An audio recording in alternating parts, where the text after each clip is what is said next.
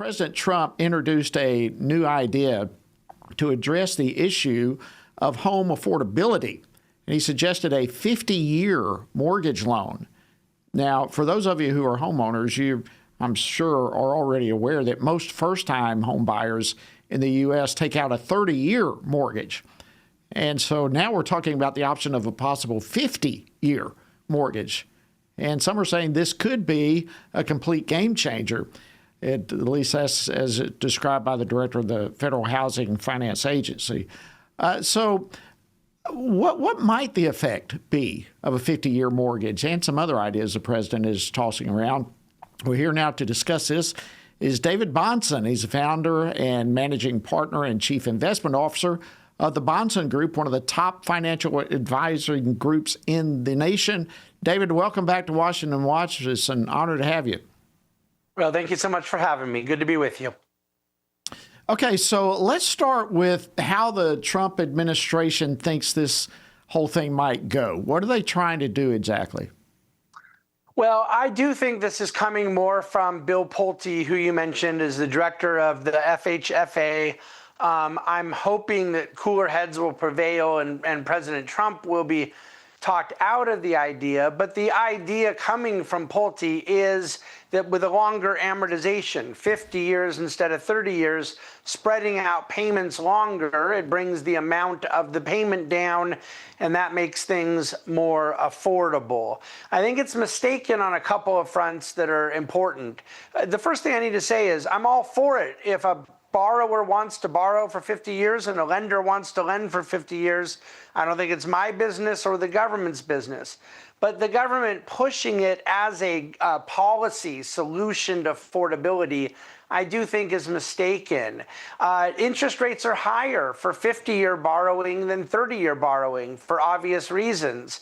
So it's going to push the interest rate higher, but though the monthly payment may be lower, it just means the banks get more money and it costs the borrower a lot more money to pay off the home.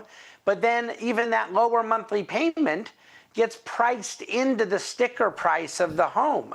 And Americans that take a mortgage are largely buying a monthly payment, not a sticker price. So it really doesn't even do anything about the affordability of the sticker price of the home. It doesn't change down payments, which is actually the biggest thing keeping first-time home buyers from entering the market, is that the down payment is the difficult thing to come up with. All right, so I get it. I hear exactly what you're saying and agree with you. But there are some who are saying that people could indeed benefit from this. For example, although they may never, ever actually own the home with the 50-year plan, mortgage plan, they might have payments that are less than they could even have renting someplace. Does that part kind of creep in here as a potential viable option for affordable housing? No, you notice what we start doing there is we start rationalizing somebody buying a home they can't really afford. And does that sound familiar to a lot of listeners? What we did as a country from 2002 to 2006. If someone needs financial gimmickry or engineering, in this case, a 50-year amortization, and what a lot of people have said this week is, well, they can just refinance it later. But if they're just going to refinance it later, why take the highest interest rate option up front? The highest interest rate option is 50 years, not 30, 10, 5 years. So the idea of refinancing it later doesn't make sense. But what I think you're describing speaks to someone who maybe is not in a position to afford that home, and coming up with government interventions or financial gimmickry to make someone afford something that they maybe can't afford, I think is financially unwise. And historically, it's gotten us in some trouble. All right, there's another idea that's being floated from the president that a lot of folks are talking about, and that is the so-called tariff dividend, if you will, where low to middle income families could receive about $2,000 per person. What's behind this idea, and what's your take on that? Well, there's so many things you could ask me where I'd be really complimentary of the president and some of the policy. I've been such a big supporter of deregulation, of getting DEI out of the corporate environment, of energy independence. So forgive me that the two things you bring up I happen to be critical of. But this is really a very bizarre idea. The Biden administration did it. A lot of people on the right went crazy saying this was what was creating inflation.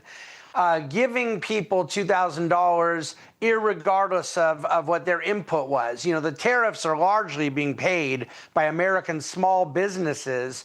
And now to just go give $2,000 to lower and middle class Americans, well, we on the right have always called that income redistribution, because that's what it is.